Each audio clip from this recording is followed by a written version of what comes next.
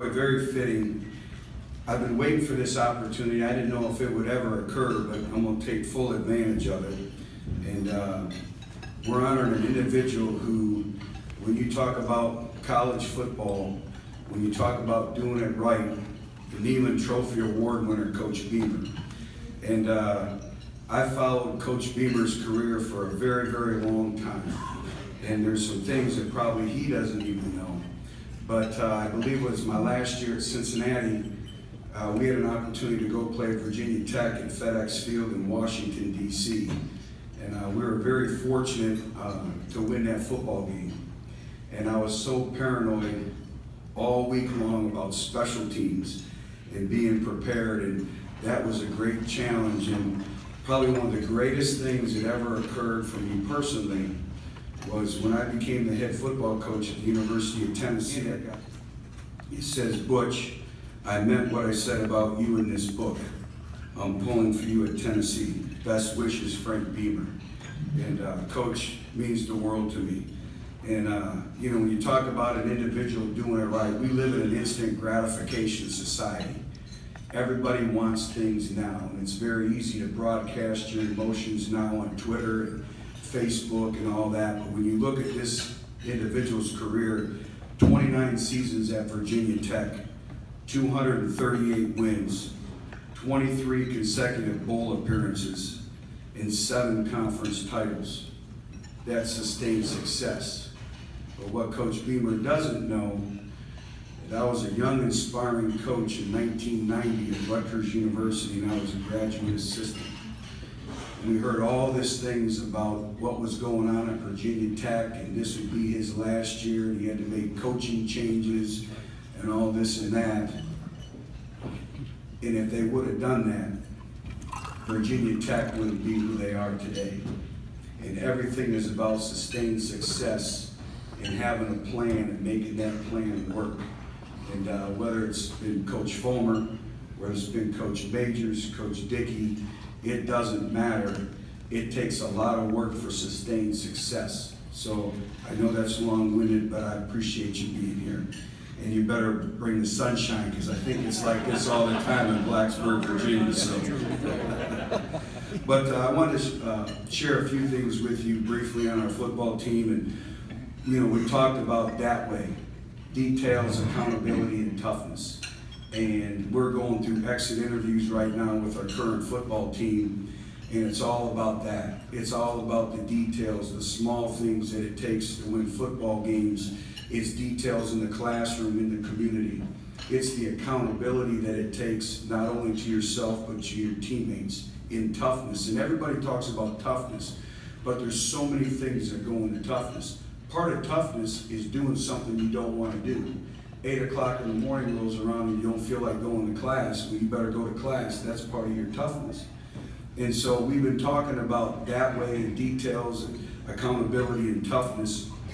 And I was just meeting with a recruit today, and you know, I asked him, that's where I was this morning, I said, if I gave you a choice to have great growth or growth, what would you choose? And I think the most common answer is great growth. Well, any type of growth comes with a great spirit. You have to have a great spirit about yourself.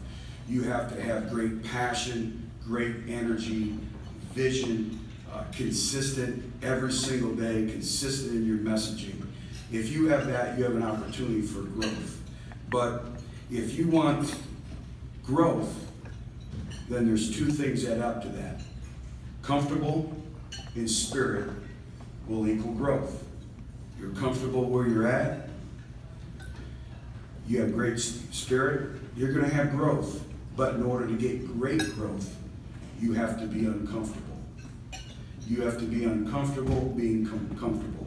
That means from everything you do in terms of competition. Being uncomfortable and having great spirit equals great growth.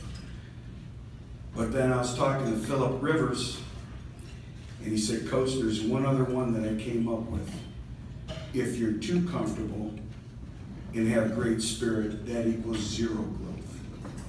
And so what are we doing in terms of competitive greatness to make ourselves a little bit uncomfortable, surrounding us with people that are going to challenge us every single day, having coaches that challenge you every single day.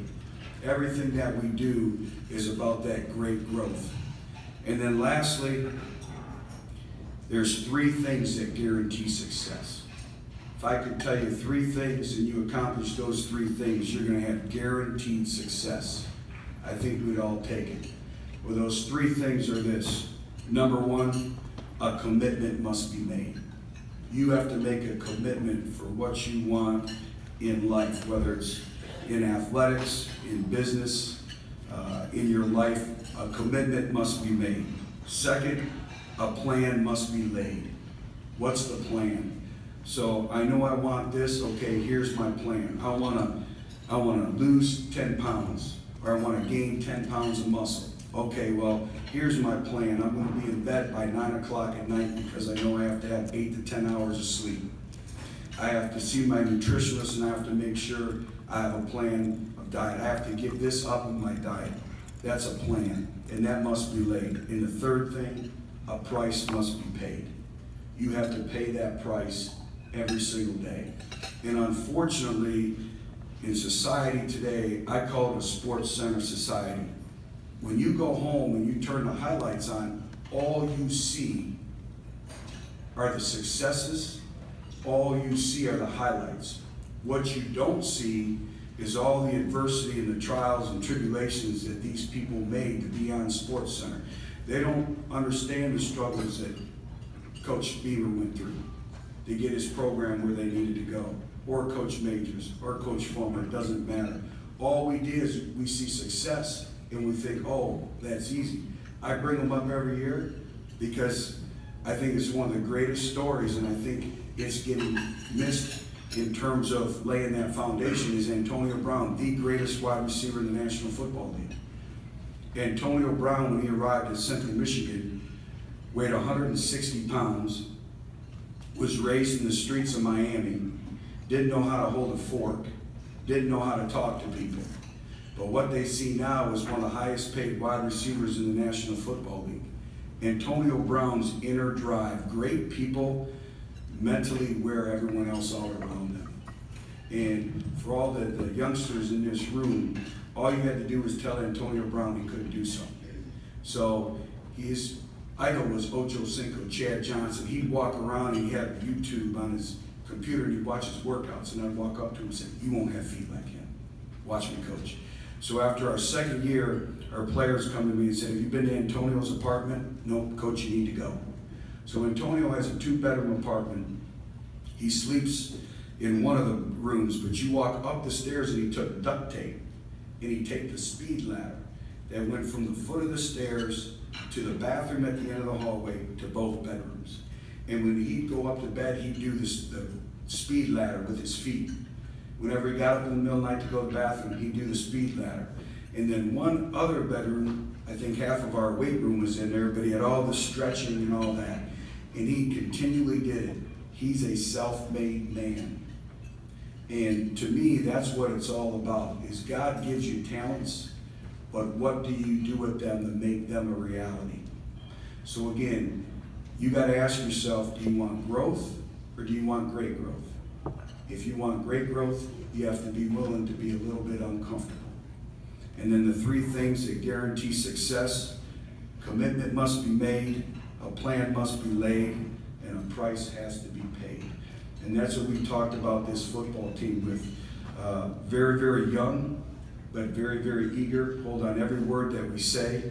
And really it's been a very, very productive spring. So enjoy your morning. Appreciate the opportunity to be with here today, and congratulations to everyone. And I would also like to introduce our Vice Chancellor and Director of Athletics, John Curry, if we could give him a Tennessee welcome.